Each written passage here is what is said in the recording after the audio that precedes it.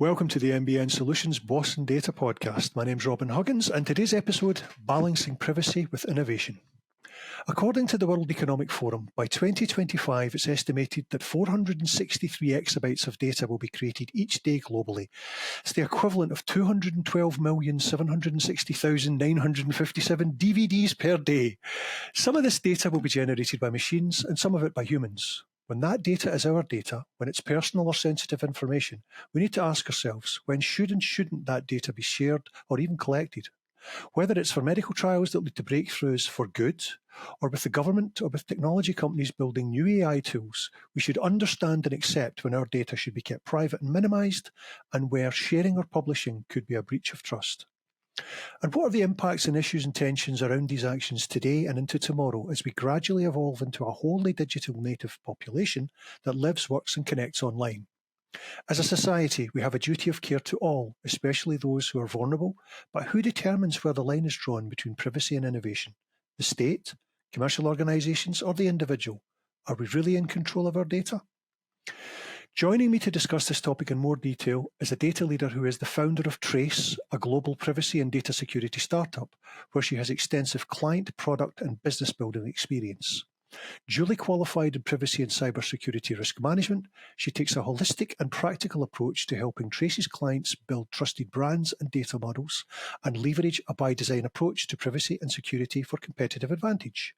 She is also a qualified coach and a trusted board advisor with 2 decades of experience in tech and business leadership, managing teams, clients, complex governance and multidisciplinary projects. She brings a blend of entrepreneurial, consultancy, subject matter expertise, corporate and startup experience. Welcome to the show, Sorcha Lorimer. How are you? I'm very well, thank you, Rob. How are you? I am good, and thank you so much again for agreeing to join me for this session. It's really very much appreciated. I'm very happy to be here. Thank you for having me. You're welcome. And where in the world are we talking to each other from, Sorcha? You're somewhere a little bit more interesting than cloudy Cumbernauld, aren't you? Cloudy Cumbernauld. Yes, I am currently in Lisbon, so you can see from the light coming in through the window, just outside Lisbon, so near the sea. But it was raining heavily last week, just to make you a little bit bit happier. I'm quite sure I could handle the rain in Lisbon a wee bit better than the rain in cloudy Cumbernauld. But anyway, Sorcha, thank you very much again for agreeing to join me today. Now, you and I have known each other for quite some time now, but for the benefit of the audience, can you tell us your story? So where have you come from? What's been your journey in business and data? And where are you now? So thank you for the question. So where am I now? So now we set up Trace in 2018. So it's been going strong for a few years. We've got an excellent team. We've got clients primarily in the UK, but also from all over the world. And that working remote first really helps in that. And we're doing some absolutely fantastic projects. Where have I come from? I think if you use the term poacher turned gamekeeper, you get a feel. Right. Way back when, I actually was as a foreign language teacher in Tokyo, in Japan. After that, I was a project manager in the NHS, and we were talking about data governance challenges then. And sadly, the debate hasn't moved on as fast as I would have liked. Then primarily my career kind of really kicked off working for digital agencies. So I was working in marketing. We were in the early days building websites, building apps, working with designers and developers. And then I worked in corporate, worked for a financial services organization. And I worked in digital transformation, data transformation. And I got the opportunity to move around the organization as part of a leadership program. And so that really gave me the opportunity that I had in mind that I wanted to shift from being a specialist, where I saw that there was lots of digital marketers around who wanted to kind of get more of an edge and be more of a generalist expert.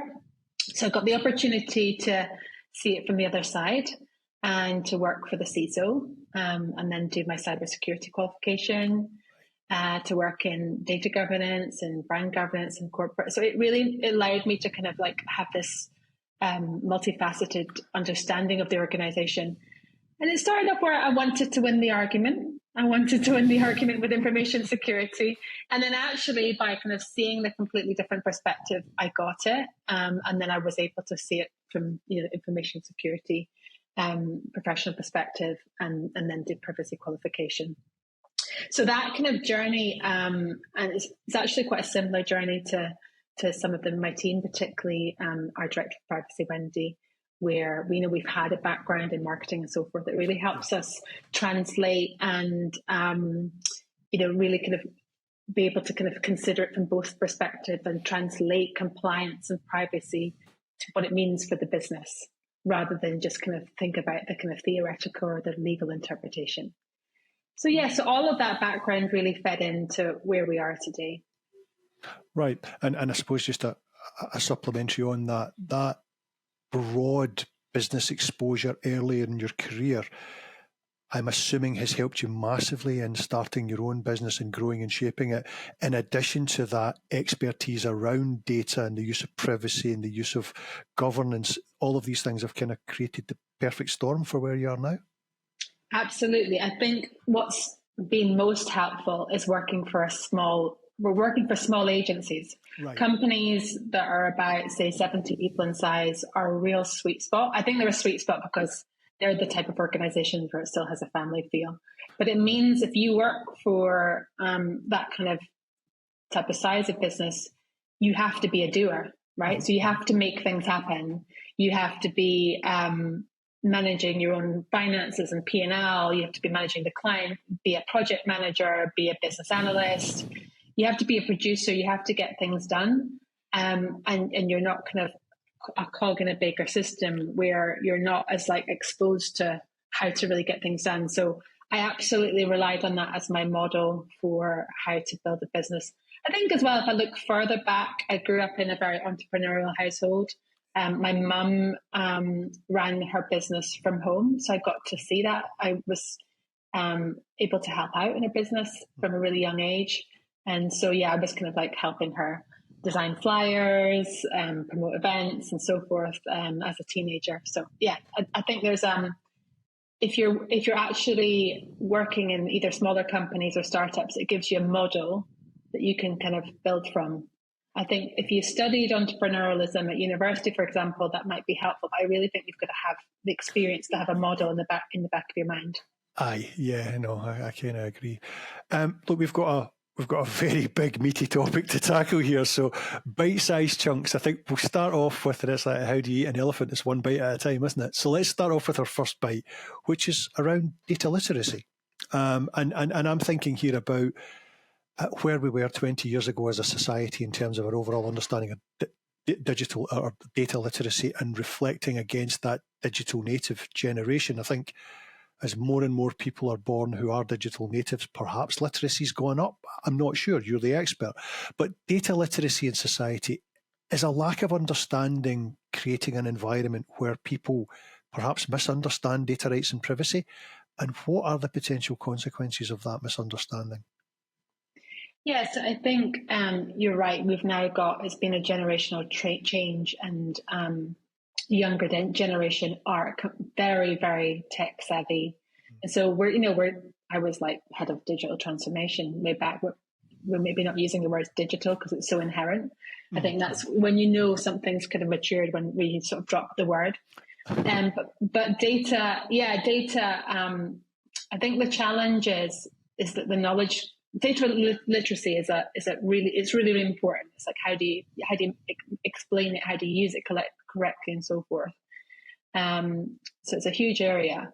I think specifically with the privacy and data governance lens, the challenge may be that data is multi-layered. Mm-hmm. So you kind of like we've got like the kind of the shiny innovation ROI kind of case, the analytics at the sort of top end of it. But underneath that, or unlike the AI and all the rest of it, underneath that, you've got to have the foundations of good data governance, the legal pathway, and so forth. And so often, say in a larger organizations, those data literacy skills, they're all needed. They can be siloed. And this is where, this is the kind of problem that we're kind of trying to cut across, right? Yeah. So you're saying, well, there might be marketing folks that might have be really sharp on data analytics and where to use that to make the case to, buy more advertising and so forth and conversions. But then you might have on the other end of the spectrum, cybersecurity, data governance, data quality, legal pathway, and legal people in the organization. And they don't always cross-pollinate, but they need to. So this is the area where I think we need holistic data literacy skills. That's what I would say. And then, in terms of misunderstanding, absolutely. And sometimes, a little information can be even more dangerous than just not knowing at all. Right. So sometimes people have half the story and, then they kind of misunderstand it. I can see that happening a lot. And it's completely understandable because regulations like the GDPR, they're complicated, they're grayer, they're legalistic. So of course, for the layman, it's hard to understand that detail. Mm-hmm. So people misunderstand, for example, it's my data and I've got absolute rights to it, and that can cause issues. Or they might misunderstand the difference between personal data and personally identifiable information, or when is it anonymous or when is it pseudonymized. And these can feel overwhelming concepts and technical concepts, but the nuance of it actually legally can be incredibly important. So that's why, you need to get a balance of making it more understandable, more transparent, easier, more bite-sized. But sometimes you've got to use the technical word. So it's challenging, really, really challenging. Right, okay. And you're looking at that lens, I suppose, as an organisational corporate lens. For wider society, is the lack of data literacy within wider society also playing a factor here? Because commercial organisations are using individuals' data. So even although people within the organisations might be, as you say, in some silos are pretty clued up, you've then got people outside, and it can often be, from my perspective, it can be a bit of a challenge when, as a consumer, you maybe feel that your data's been misused, but you don't really know whether it has or whether, is that also a challenge? Oh yeah, massively. And again, I think people get scared, and I think that I think fear is the wrong thing to lead with. But you can understand when people kind of get half the bit of information, they feel kind of scared about how their data might be misused and what's the real impact. An example of that I come across all the time is people say, I would never, privacy is important to me, so therefore I don't want to use Alexa because it's listening to me. Mm-hmm. Whereas, let's face it, we've all got smartphones, right? So yes, and we've all noticed that when we're having a conversation, sometimes we get certain adverts on our smartphones. Yeah, so we've got these smart devices. We've got they're everywhere. So if you're really going to be quite hardcore about it, you're going to be really hardcore about it. And the smartphones is the one thing that we all have. So yeah, I think then sometimes it's a misunderstanding. So they'll kind of hone in on one thing like Alexa. But I think people are probably not aware fully of the extent of surveillance capitalism and the real kind of impacts of that. But on the flip side, it's also incredibly useful. I've moved countries a couple of times in the last few years, and thank God for Google Maps. So there is a balance to be had. But the more we can make it really clear to people what's going on, I think companies like Apple have maybe got their own challenges, but they've at least been taking people on a path to sort of make that more and more easy to understand about what is actually happening with your data. So I think we're on the right pathway, but there's a long road ahead. Yeah, absolutely. And I think on that, and I remember there was a famous South Park episode now about them signing up to Apple and just scrolling through pages and pages and just clicking yes, I agree. I'm guilty of that myself. It's so in-depth and convoluted and so sometimes difficult to understand that you've just clicked yes and you don't really know what you've agreed to. You just want access to the app, or you want access to whatever the service is, and you know that there's a value exchange there. You're giving up the rights to something, but you're really not sure exactly what you're doing. You're probably looking at me aghast here as an absolute expert. This is probably like, read every line. No, and I think there's a great documentary on that which is called "Read the Terms and Conditions," and it's like basically you can't, because of the length of them. Yeah. There just isn't enough time for us all to kind of read the terms. So in principle, I've always been someone who's like, I'm going to sign a contract, I'm going to read it. I'm one of those people, right? But yeah, that is a factor, is just the sheer length of it. So absolutely, terms and conditions, privacy notices need to be as concise as possible. Use of icons, visuals, videos. Lego got a really lovely video one for kids. So so all of that needs to continue. We need to continue working on it to make it as easy to understand as possible, so people are informed. Yeah. Okay. Second big bite-sized chunk, and data bias, and data bias both within the data itself, and also perhaps now we're hearing more and more about algorithmic bias. How big a problem is it? Is it too late to fix? This is a huge question. Thanks for that. And it's probably like, we've got those whole courses by data scientists and so forth on this topic. So, and I'm not a data scientist, but I often collaborate quite closely with data scientists, as many of us do now. It's a huge, I'm going to answer this with more of a privacy lens, a data governance lens, as you might expect. Yep. I think it's a huge problem, and I think there's been a very asymmetric access to data, big tech, smaller companies, and so, which is over the years. So there's absolutely, there isn't even access to data, and there's been that's really gone in the favor of the tech giants, right? Yeah. And so that gives them a huge advantage here. So I am an advocate for open data, for data being accessible, for research, and again, that could lead to medical breakthroughs and so forth. So I'm an advocate, but it's got to be truly open. It's got to be truly anonymized, and then you've got to really consider.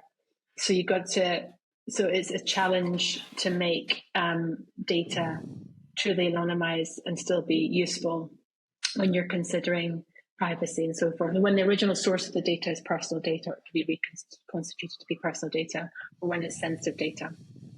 So that is a challenge, and there's lots of clever people working on that challenge, and synthetic data and so forth. It's really having a moment. But it continues to be a challenge. But in terms of data bias, the kind of the tension point, I guess, between privacy folks and data science folks, or privacy folks and researcher here, is that for data bias is when you don't have like the complete picture. It's like it doesn't represent, say, for example, the full population in terms of if we're talking about data bias with statistics, right? So, but in order to correct that, you may need to have like a richer, broader data set, and that can then run into privacy and data governance challenges if you're taking lots and lots of information and data sets about a population that may include personal data. And again, such a broad concept that's likely to kind of run into personal data. So there may be times when you're not able to, like, say, for example, a researcher is not able to bring in more information easily about a wider population because of data governance. So that inherently then may impact how rich is that data for them to utilize it and to like really deliver insights.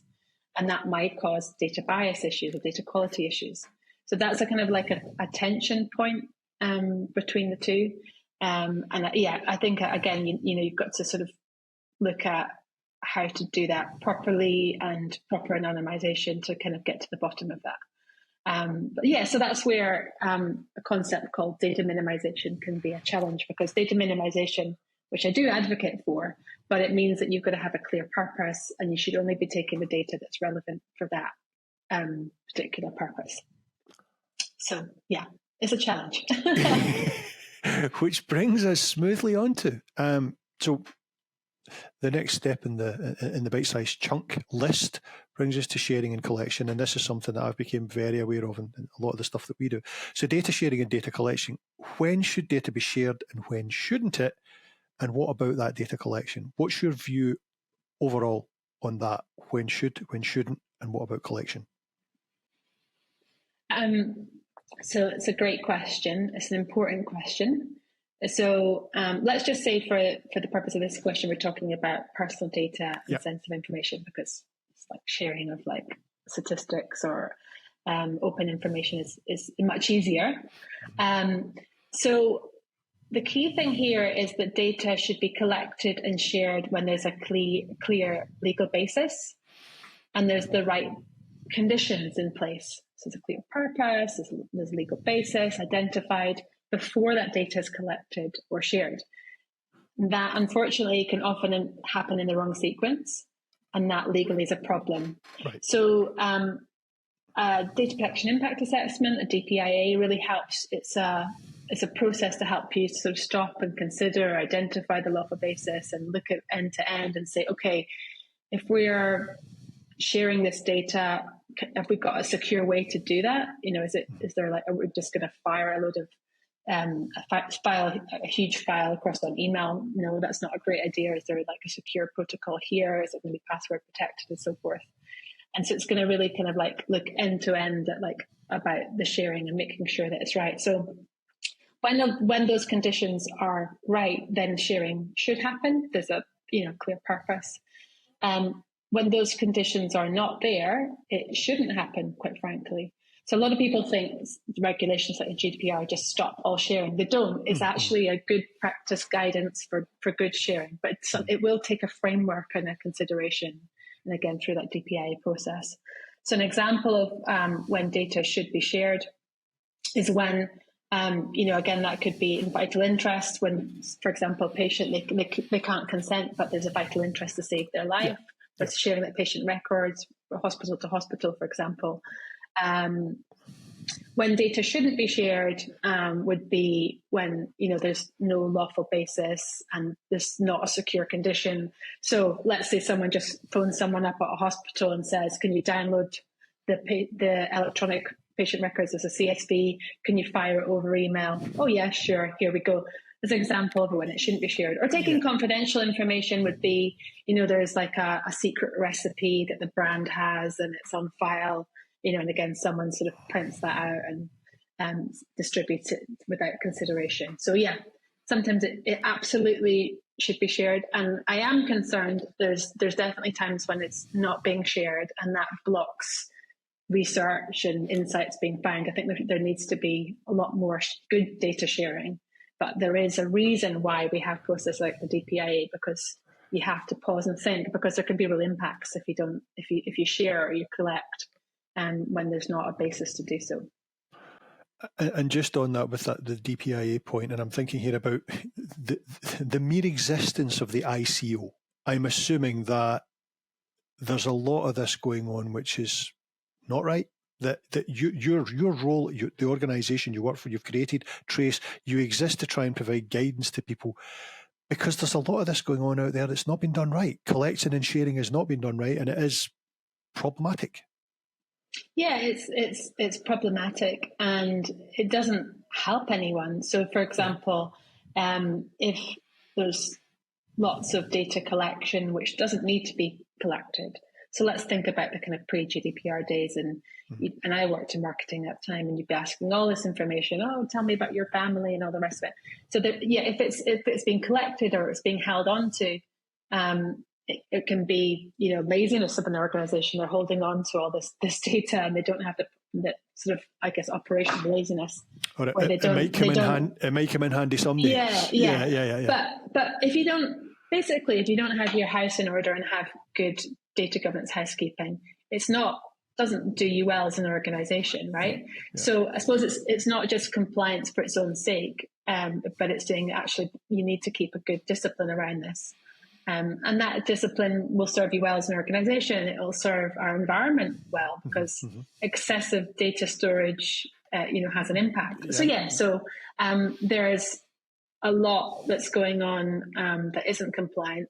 I think an organisation like the ICO would say that they're not looking for 100% for perfect, but they're looking for like good intention, good habits, good practice. They recognise that breaches do happen. Yep. People make mistakes, all the rest of it. But it's about kind of good, that intending to do the right thing and investing in it. And I think just looking at it from almost pre-GDPR days to now, it almost, and I know there was obviously data protection acts in place before the GDPR, but it almost, to my mind anyway, it crystallised both within industry and wider society, it crystallised people's thoughts that this was important. There's a new law, there's a reason for the new law. This is something we should pay attention to and recognise and understand that it is important. And to your point about collection and sharing, that there are times where we should, times where we shouldn't, but it's something we should all be aware of. Mm-hmm. Yeah, I think there was right that GDPR. Well, there's a lot of fear around it, and again, I don't advocate for a fear-based approach, but sometimes you need the carrot and the stick, right, to make things kind of have an impact and cut through. But there's also the Cambridge Analytica scandal as well, so it kind of got into the public consciousness, and so. Okay, you mentioned this earlier on, but I just want to kind of probe into this in a little bit more detail. So, what rights do people have to their data? And are there any misconceptions out there? Yeah, so the right, I'll try and put this into plain language. So to know, to access your data, the right to correct, so rectify but correct your data. So say it's Sorcha Lorimer, it's Sarah Lorimer, needs to be corrected. The right to erasure, so delete that data, the right to be forgotten. The right to object, and right to be informed. That's my favorite one. So if you think about privacy policy, and hopefully a very good privacy policy tells you what's happening with the data, what the legal basis is, and so forth before you click accept, or you can click off that privacy notice. So so it's a kind of like having that real clarity about what's happening with your data before you enter into the forum or share it with that company and so forth. That makes sense. It does, but I'm immediately drawn to you and I as individuals who are employed within an industry which is very aware of these things, and you and I as perhaps ordinary members of the general public who are not aware. And to me, back to that data literacy gap, there does seem to be quite and I'm thinking here about perhaps, the obvious one for me is my mother. She's of a different generation. She uses a smartphone. I very much doubt that she has got anything like the understanding that I've got. And my understanding is tiny in comparison to yours. This is a huge issue for, I think, society. And back to your point about bias, that we've got two types of organisation here, commercial organisations and non-commercial organisations, both of whom require data, need data in order to make decisions better. But that data is coming from individuals who perhaps don't understand what they are and what they aren't agreeing to. And it's a mess. Help. Yeah, and I think that what's worrying is that then if they get the fear factor, they'll say no, and they might be opting out of medical research or, obviously NHS data is hugely emotive, and again, there might be reasons.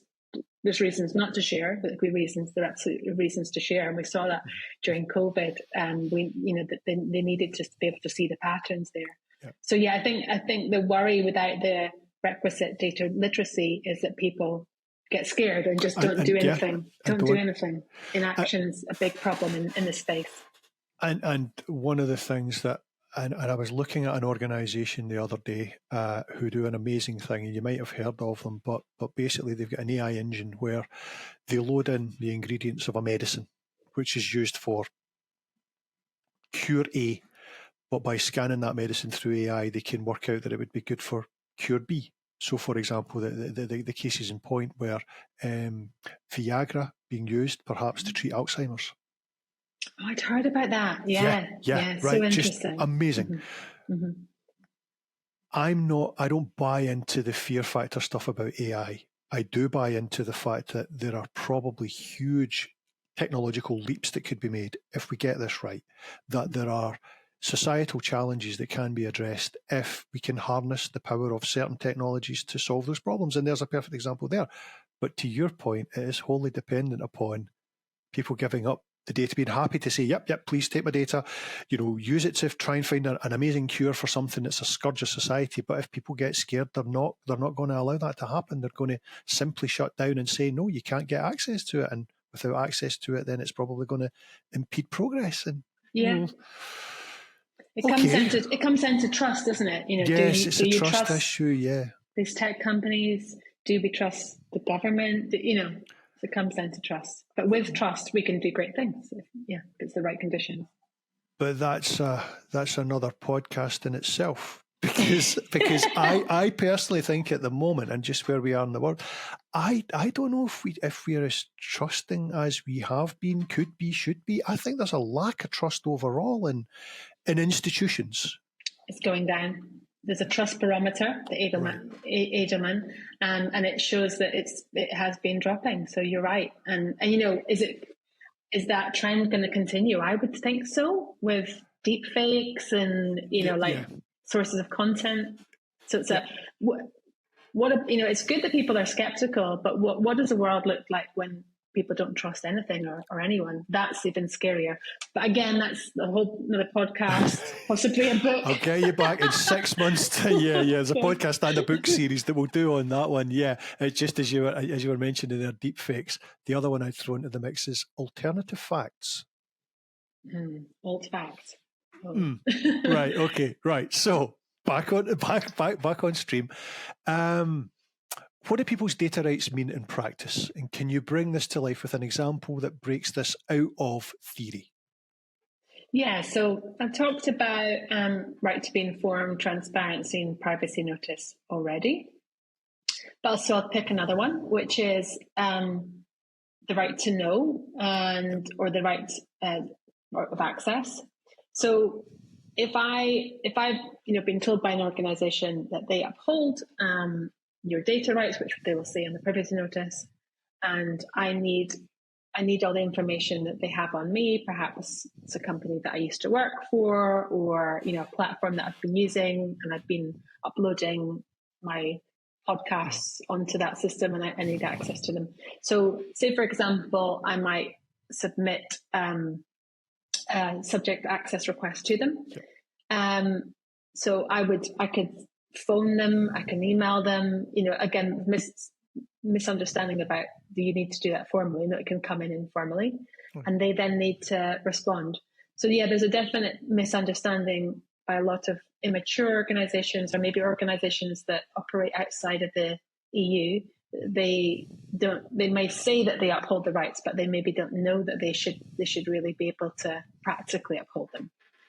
And if you're offering your online service across the world, then a European citizen does have their data rights covered by the GDPR wherever they are in the world. So that's another misunderstanding. But so to bring it to life, I, for example, going to acmecompany.com and saying, subject access request, I need all of the data about me. They then have to go and find, locate, curate that data. They have to do all of this within 30 days. Yep. They should go back to me and check how I would like that, but say it could be in the electronic files. Again, it could be like voice notes, it could be photographs, it could be email, it could be my name. And then they have to go and redact other people's information. So I might be mentioned on Slack conversations. That's a real hot spot. Yes. Right, okay. But they should be collating that and redacting elsewhere. So and that all needs to be pulled together within 30 days. But you see a lot of mixed practice on the reality of that, or people just, organizations that just don't respond at all, or fly into a panic because they haven't practiced it. So it's one thing to have the policy and the theory, but I would absolutely advise organizations to do a dry run before you get the actual one. So hopefully that brings it to life a little bit. And is this something that your organisation are heavily involved in, kind of building these stepping stones and getting organisations to understand, these are the steps you have to take, and do that practice dry run and make sure that it becomes ingrained within the organisational culture, rather than waiting for somebody to ring the alarm bell and everybody runs around panicking? Yeah, that's right. Yeah, so we would help them to build the process and make it a relevant we do it in the way that works for the organization. If they use Notion, if they use, Google Docs, whatever, it's about sort of simplified as possible kind of set of steps, practice it, test it, and make sure that when we're saying one thing, for example, in the privacy notice, we can actually fulfill that on the other side of it. And again, it's sort of making the wider organization aware. It's not just keeping like privacy and data protection within like the legal function or whatever. It's got to be across the organization, because you could get, it could be your customer facing rules that got subject access requests. So you've got to spread the knowledge and make it across the organization a team sport as much as possible.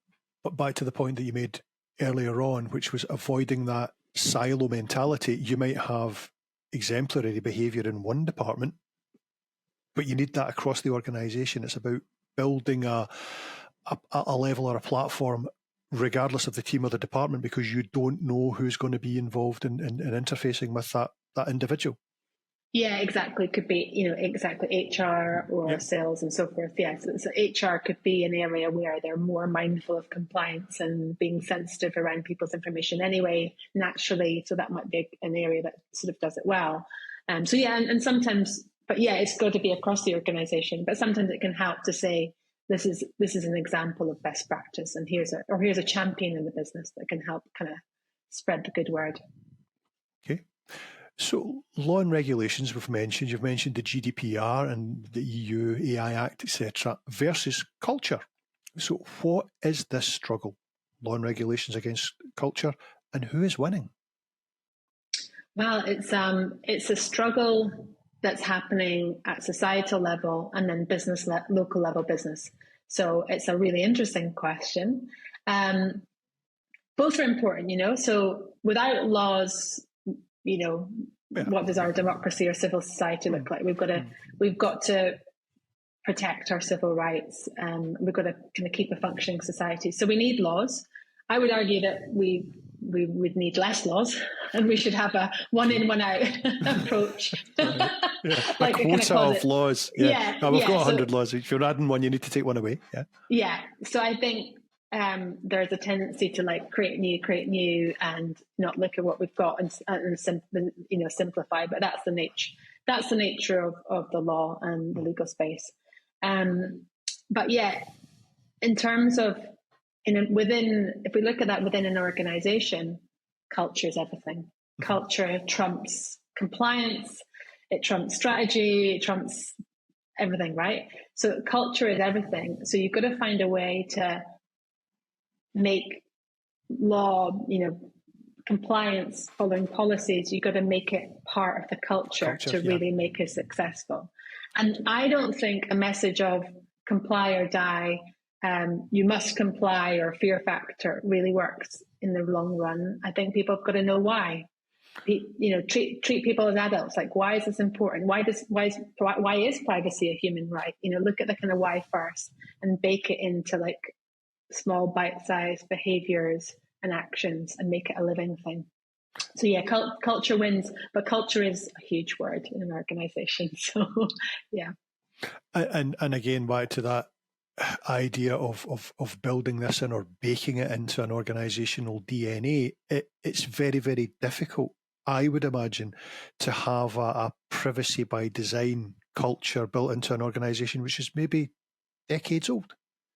Things have been done in a certain way, and then you're asking for things to be changed and done in a different way, and you're going to get resistance because we've always done it this way, and you're kind of dragging people along, kicking and screaming into a new way of doing things, and you're always going to get resistance.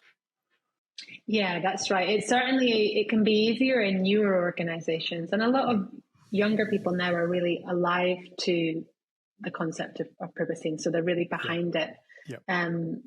This, generationally as well. But yeah, with an older organization, I think you've got to, and we've worked with new organizations and older organizations. It's part of change management. Right.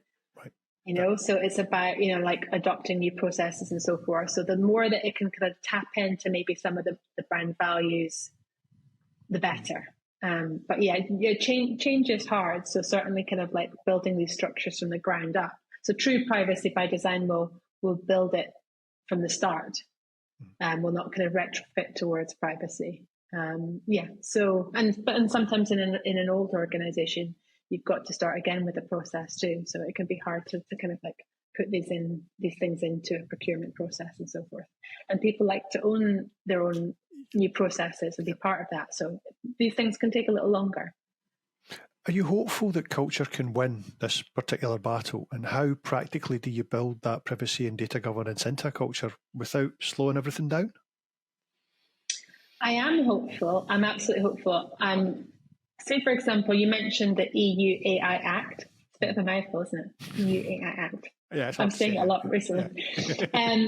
But I'm hopeful that some of the thinking around that, the lessons from GDPR have been learned to some extent, because it's risk-based. So it's like a horizontal regulation, right? So it's like kind of categorizing on these tiers of risk. So that's so much easier to understand than kind of this great, real nuanced articles and derogations and so forth. And it's easier to translate. So with an organization that already has a proactive approach to risk management, kind of like take more of this risk-based approach to managing new AI adoption risk within it. So that's that kind of regulation. How do you practically bake privacy into the culture? You do it. It's hearts and minds. So I talked already about like the why and like really why this matters to you, and then translating that into your role and thinking about respecting people's data. Yep. And then it's also, minds. There's a technical aspect to good data governance, right? And it's also democratizing it, not having this very top-down approach to compliance where it's just all in kind of one area, and and you need to follow this detailed policy, and that's the end of it. It's democratizing across the organization, where all of those policies get broken into little habits and protocols and bite-sized pieces, and that's done through education, through bringing people in, and kind of a continual program across all of the processes in an organization. So yeah, it's a kind of a multifaceted thing, but it's absolutely possible, and I'm hopeful because again, this is real data savviness coming into organization. People kind of getting really kind of there's really good capability and talent out there, and there's people that really understand privacy and really behind it now.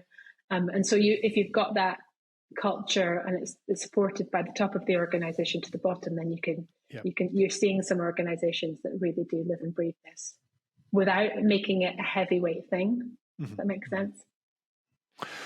Okay, we're at the last two questions, believe it or not. And the last two questions are always the same. And the first one, I'm going to ask you to put your future gazing goggles on. It's a very different sector to what it was 10 years ago.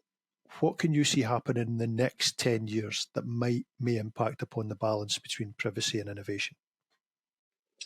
So it's been an interesting 10 years. 10 years ago, it was 2014, so we didn't even have the GDPR, so we've had this like big sea change already. And when GDPR came in, I think people saw it as like a project to be done and an endpoint, and a lot of mixed reactions to the GDPR. But instead, I think, it was the beginning of a new way of thinking about people's data, respecting people's data. And it's taken a while for people to really understand what it means in practice. So we're getting towards that point. So I think it's still a long-term game. I still think it's going to play out for the next 10 years that people really understand that translate to true privacy literacy, let's say.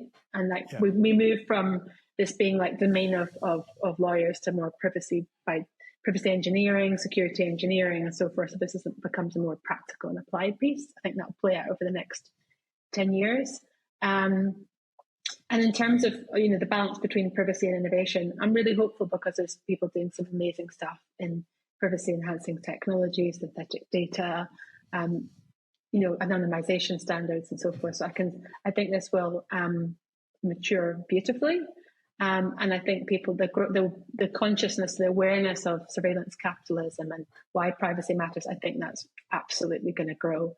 and there's going to be new solutions that are going to enable people to have more control of their own data at source. Okay. The final question. Sorcha, we always conclude each episode with a trip in the Wayback Machine. Now, if you could talk to Sorcha from 10 years ago, based on what you know now, what would you say to yourself? So that, again, so it was before I set up my company. Mm-hmm. I've definitely learned the lesson that you just have to do it.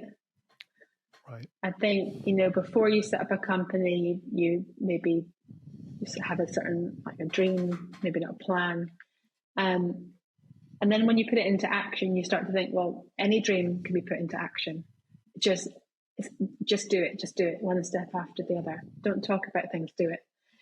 So just do it, but be patient, because it does take 10 years to build something meaningful. Right. And and so you do have to be patient, like the mountains there, trust the process and put one step in front of each other. And the other thing is that if I could go back, I'd say it's important to bring people in as quickly as possible to start a company. I, like a lot of people, when you start up a company, try to do way too much yourself. I absolutely made that mistake, but good things start to happen when you bring in great people and you build a team. And that's just not just the team of like the people that are in the business, your colleagues, but also it's when you find great clients, they're like partners and they're part of your team. And that's what makes a business, but it's also what makes the job worth doing, is the relationships you have, what gives you the energy to keep going and what makes it enjoyable. So yeah, it's just about kind of building a team as quick as possible and getting things off your plate as quickly as possible so you can focus on the next thing. An absolute slam dunk to end things on. Thank you very much, Sorcha. Now, if somebody listening in or watching in wanted to reach out to you to have another conversation, what's the best way of getting a hold of you? What's the platforms to reach you on? You can find me, Sorcha Lorimer, on LinkedIn. Our website's tracedata.co.uk. And my email's sorcha@tracedata.co.uk. So I'm happy to have anyone reach out and have a conversation. Amazing. You. Thank you again, Sorcha. Thank you so much for taking the time to speak with me today. Thanks for sharing your passion, your knowledge and your expertise on the theme of balancing privacy with innovation. And I hope you, dear listener, have enjoyed the conversation as much as I have. And if you have, please take a moment to review the show on your podcast or video platform of choice, giving us 5 stars, obviously, and share this episode with anyone you feel would benefit from a view or a listen. Thank you. Please do look out for the other episodes in this podcast series where I'm joined by other special guests discussing topics relevant to today's bosses and data. Visit www.mbnsolutions.com for resources like our UK data salary survey, to watch recordings of our latest data meetup events, or to download our white papers, research and thought leadership. Follow us on LinkedIn, Instagram and Twitter for the latest news, views, opinions and, of course, the hottest opportunities in the data space. Goodbye.